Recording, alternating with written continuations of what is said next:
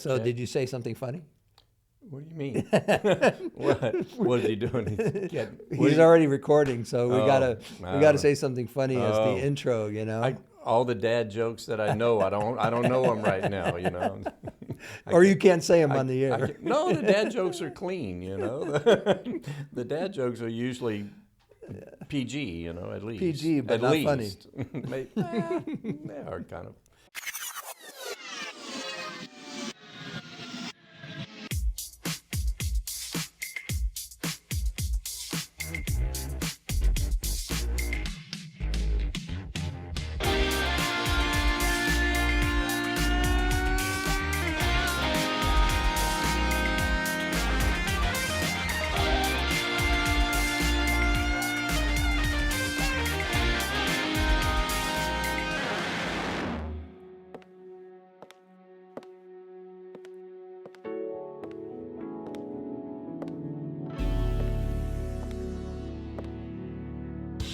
All right, well, thank you for joining us for another Sidewalk Conversations. I'm so glad that you've joined us today. Thank you for being here. I'm excited about introducing our guest, but before I do so, I want to say thank you to our sponsor. Today's sponsor is Shoreline Church. They have been very generous with our podcast and the work that we do. And this is one of their outreach efforts. And so thank you, Shoreline Church, for your contribution. And if you're looking for a church in the area, we are in Austin. And so if you need of a church, there are people to come and visit. And then they also have services online. So if you want to check them out, you can check them out at shoreline.net. All right, I have a guest with me today, good friend. This is Van Kirkland. Thank you for joining me, brother. You're welcome. It's good to have you. I'm honored. Well, thank you. I love your shirt, by the way. Did you try and match the sign? Was that what it was? No, I was going to change, but then I said maybe a segue. You never know. It's just, I'm in the medical Is this like field. your medical stuff? Yeah, we'll talk about that. All right. I'm in the dental field, yes. Okay. Yeah. All right, well, let's start at the beginning. So one of the things I like to do is I think that the way that people grew up and where they grew up has a way of setting the trajectory for their life in some ways. Doesn't say everything, but I think it's kind of interesting to hear. So tell me a little bit about where you grew up, kind of some of your key influences. What were some of the things that you learned growing up? Yeah.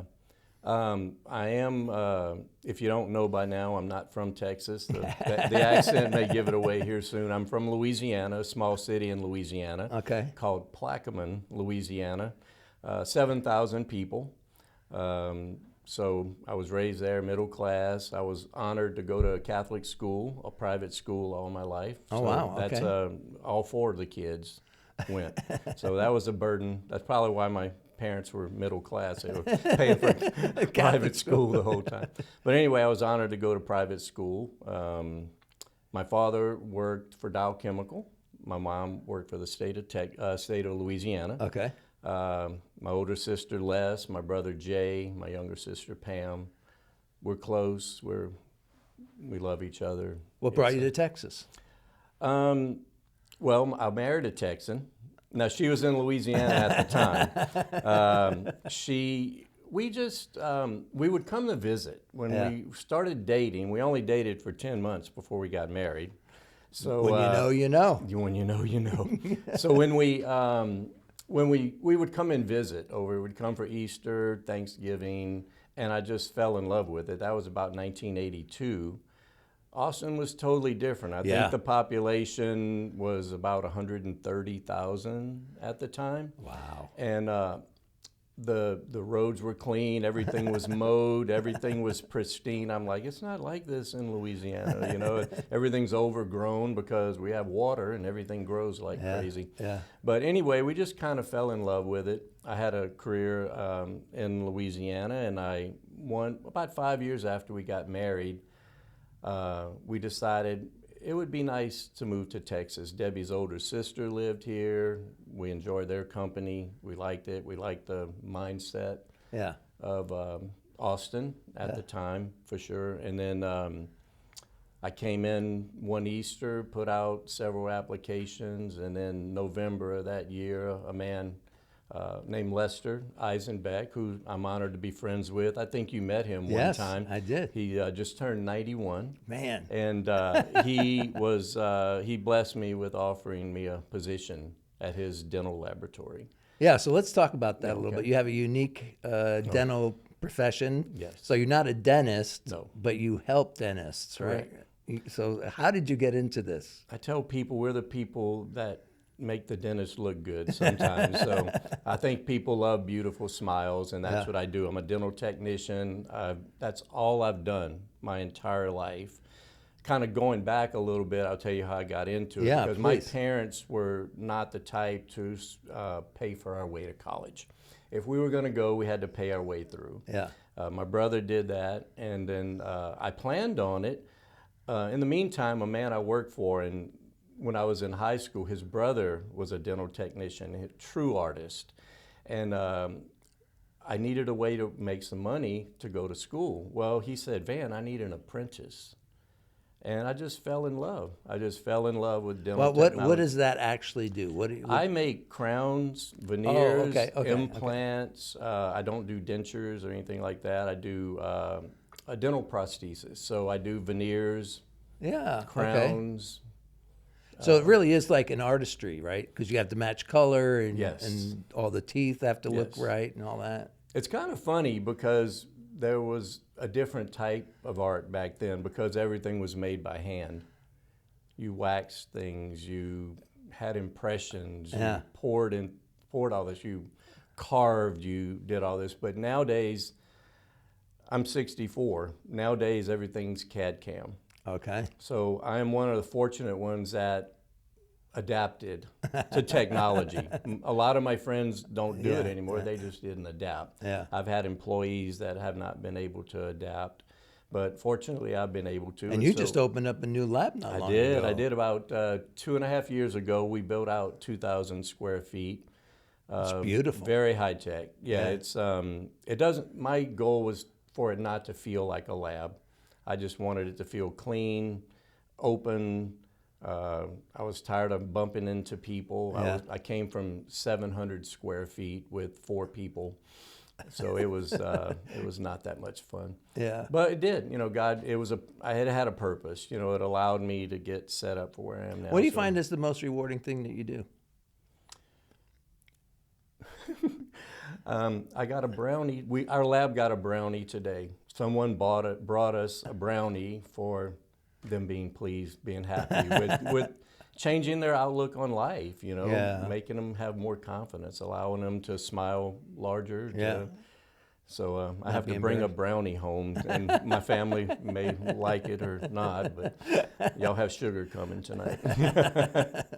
All right, well, let's talk a little bit about your own personal journey because you've kind of had we've known each other for a number of years now, and as we've gotten to know each other, I hear a little bit more about your story and some of the challenges you faced in your life, and you've had some. You've lost a child, you had one of your kids end up incarcerated, making some not so great personal decisions and so on, and yet you've navigated it all. You and your wife are delightful people, strong Christian folk.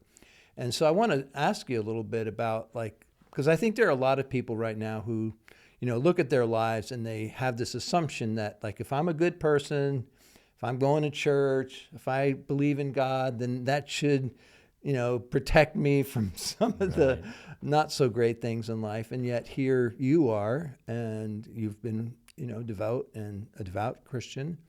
Your wife is, and then you've also had, your share of challenges. Yeah. So talk to me a little bit about kind of how you've processed that, and then maybe some tools that have served you well in dealing with some of those challenges. I think what happened in the beginning, they talk about people who give their lives to the Lord, and they talk about people who get saved, and then they talk about people who get good and saved.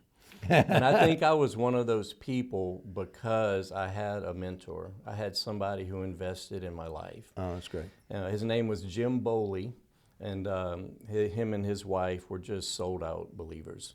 Mm-hmm. And they invested their time with us, small groups, young married small group. not afraid to go deep, not afraid to deal with challenging issues, just really call you out if something didn't Yeah. look right. And I think that's one of the things that maybe the church right now is a little bit afraid to do, you know, is just just the Bible is the Bible. And it doesn't change really with the times, you know, and I think Jim was one of those people. He was an interesting cat. He got married, and his wife didn't even know that he was drinking a fifth of bourbon a day. Oh, wow. Until they got married. And that's Surprise. crazy. But God delivered him from that habit like that. Wow. Like that. And he is a man of God. He lives in South Carolina still today and pastors a church. Italian, black hair, tough guy, you know, but God softened him up, and he was definitely a inspiration to me. Did he just kind of put his hand on your life and say, hey, come along, or did you seek him out? How did that relationship happen? Debbie actually worked with his wife, Okay. who had a nickname. Her name was Holy Roly Boly. And That'll be a winsome. She got warned, you know, watch this lady. But Marion was an awesome believer. She was raised Catholic, and she got involved in the Catholic charismatic movement and gave her life to the Lord. But Jim just had a way of just developing young believers, you know, discipling people. And I don't know, what was your question? Yeah, how did you get connected? Did he kind of seek you out, or did you? We were involved in a young married group. Okay, all right. And so he was a part of a lot of young couples. All right. They didn't have kids. Jim and Marion didn't have kids, and so they had a lot of time to invest in others. You know? Yeah. So when you started meeting with him, were there some things that he either modeled or shared that served you well during these challenging seasons that you encountered? I think he just helped me develop my faith really deeply, you know, and it almost wasn't about what God could do for me. It was what you could do for the Lord. You could model things. Yeah. That's one of the things I enjoy doing. I enjoy being in Bible studies. I enjoy being in small groups. I enjoy investing in other men, young men especially, because I feel like a lot of new believers they don't have a deep relationship. Yeah. You know, it's just trying to help people go deeper with God. Yeah. And not just show up on Sundays or even to a Bible study, but it has to be a 7-day-a-week gig, you know. Yeah, it is. Yeah. So were there some things that you learned during these seasons that you now find yourself passing along to the folks that you're mentoring? Probably one of the unique things is if people lose a child, I don't know if we touched on that, but we did lose a child. Her name was Grace, and she had spinal muscular atrophy. But what God showed me during that time, and I think I attributed a lot to my early faith development, is that we need to live every day without regrets. We need to, when we go to bed at night, we need to have a clean conscience because tomorrow's not promised. Yeah. Although she was sick for a period of time, my faith was believing for total healing. And so when she actually passed away, it was somewhat of a shock to me. Okay. Because I was believing that she would be healed regardless of what the doctor said. And that was very hard on my wife and I, probably harder on my oldest son that we didn't talk about. He's bipolar. And I think he took it really the hardest out of everybody. He had prayed and desired a sister for so long, and at a year and 15 days, she was gone. Wow. And it's brutal. Yeah. Brutal. So, you know, when people deal with things like that, and maybe this is part of what you were referencing earlier when you say you have saved and you have good and saved, there are people who have kind of a cursory relationship with the Lord. You know, they go to church, they know some of the Bible, but when you face a crisis like that, then especially when the crisis is at least partially due to a disappointment with God, maybe in some ways, then your faith is really like, okay, do I really believe this, or was this just a joke? So what was it that kind of kept you steady? I mean, like, were there some verses that were critical to you? Were there some other people that walked a lot alongside you? How did you navigate that disappointment? I'll be honest with you, it's a big blur. But I know for a fact that a lot of people came alongside of us. I mean, Yeah. we were involved in Shoreline at the time. We were part of their original small group ministry at the time. So we had so many friends. Probably 1,000 people came to my daughter's funeral. Wow. I'll be honest, I don't know how we put one foot in front of the other for a long time. Yeah. But I knew that what had been put into me before, I knew I wasn't going back. Yeah. I've been not walking with God. It stunk over there. You know, I didn't do a good job at that, but I knew that with God, I had hope. Yeah. There was just some hope, and there were certainly people that, great neighbors. We just moved into a new home literally 4 months before this happened, and so we had a new community. I can't really point one thing out. You know, I know that God's faithful. Yeah. And I think, I appreciate your candor about Yeah. that. I mean, I think back to some of the more difficult seasons we've had, and when people ask the same question, so how did you deal with your son being in prison, or how do you deal with a cancer diagnosis? You hear all these things, and you're like, well, it's like you said, what are we going to do? Yeah. We're not going to go back to a life that we knew didn't have the answers. And Well, God, the cool thing about all of this is my wife and I had a deep desire for children. My wife, I think, has had 7 or 8 miscarriages. We adopted our first. We adopted Grace. She passed away. And then, I believe 9 months after that, probably a mutual friend, Cheryl Johnson, you may know Cheryl and Yeah. Mike. We met them we met them somewhere, and long story short, she knew a young lady that knew a young lady who was pregnant. And the story went that she just moved here. She was in a bad relationship. She already had a child, and she wanted her child to be adopted by a good Christian home. She didn't want to go through an agency or anything like that.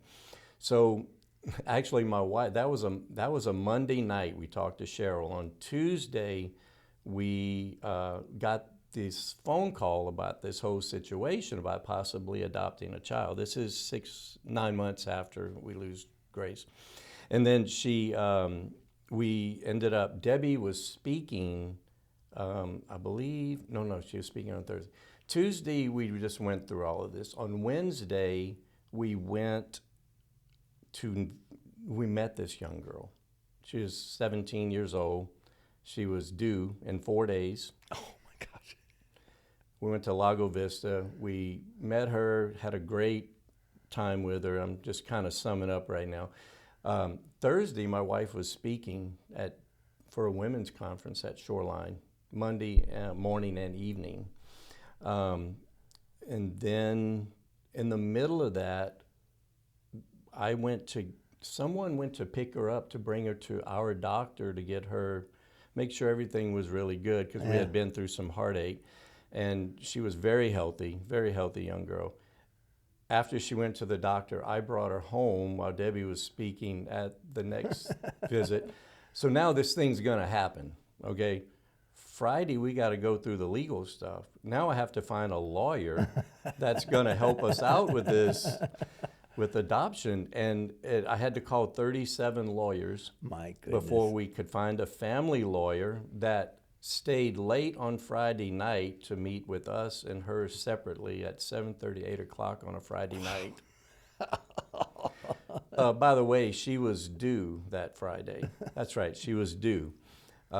So the doctor did agree to see her and deliver the baby with all of this. So The doctor said, if you don't go into labor this weekend, I want you to show up on Monday morning and we're going to induce labor. Yeah.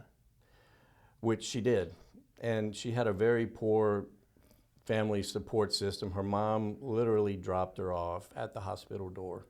Who did not want to, was not supportive of adoption at all. But we met her there. They induced labor. I believe it was, I can't remember the time exactly, but she delivered a healthy baby girl, which is our daughter Hope, on Monday morning.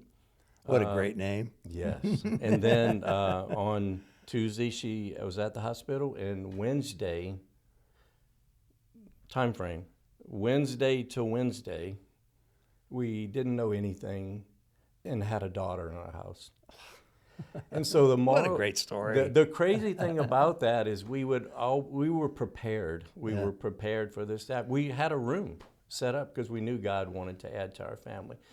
So from Wednesday to Wednesday, I think it started on a Tuesday night, and that's why I was confused on the days, but it was Wednesday to Wednesday. We went from an empty room to a daughter in our home, and what a wild ride that was. You know, I wonder, and we can only speculate. You don't know what God has in mind, but I almost wonder if that wasn't part of the redemption of the story with Grace. Yeah, I mean, if you've experienced loss, I mean, it doesn't always solve. It takes years sometimes, and so now we do get to have a focus. We've certainly never forgot about Grace. We celebrate her birthday every year, and but yes, it was, I believe, definitely a part of the process. And then 9 months later, my wife gets pregnant with Carson. So the adoption agency was in Tulsa that we had used when we adopted Grace. And they called us up because they knew our story. They knew what had happened, that we had lost her.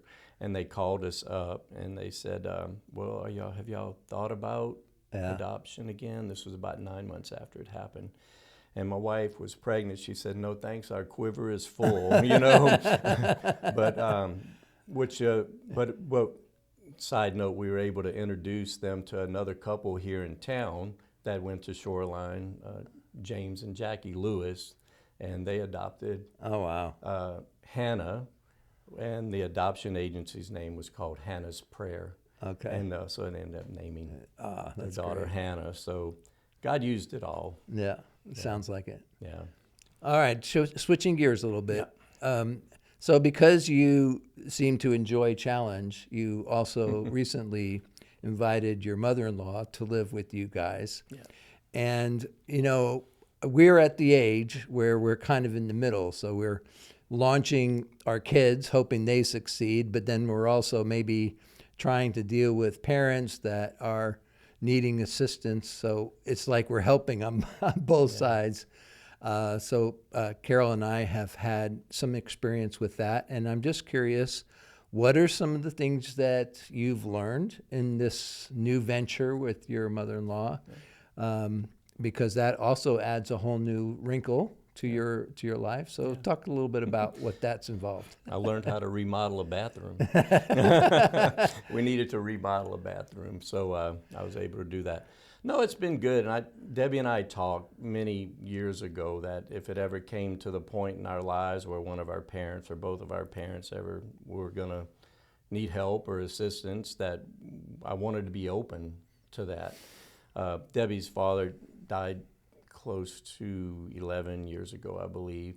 And her mom's been not assisted living, but she's had an apartment at Brookdale for many years.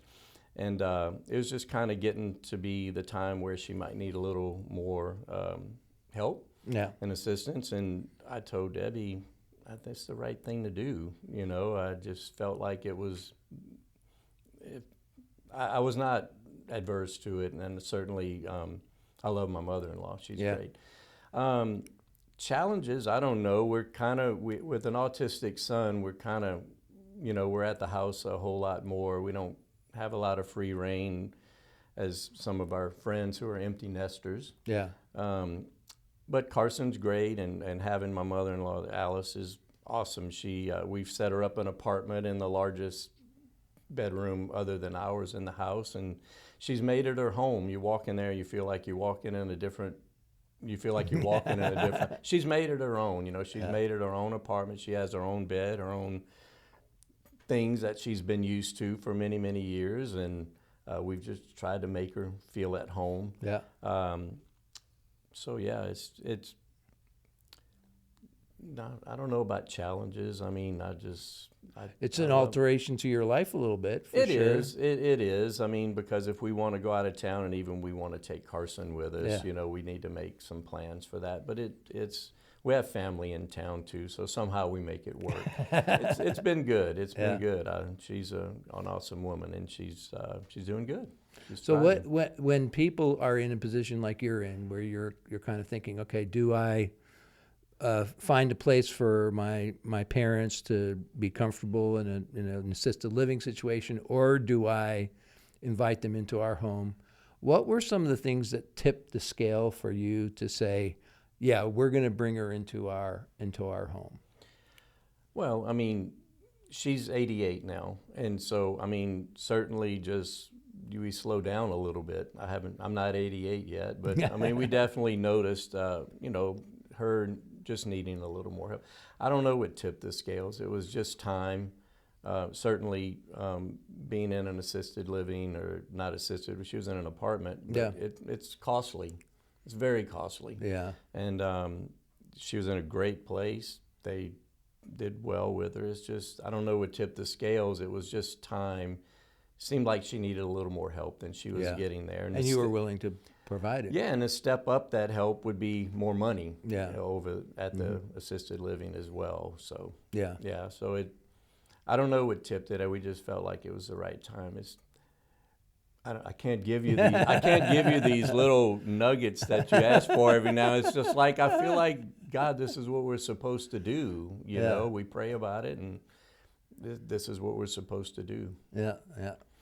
Well, I also like to ask the question at the end of, like, is there something that you have, like both of you and your wife, when I first met you guys, one of the things I noticed right off the bat is that you guys are very much oriented around serving people, serving the church, honoring God with your resources and your life.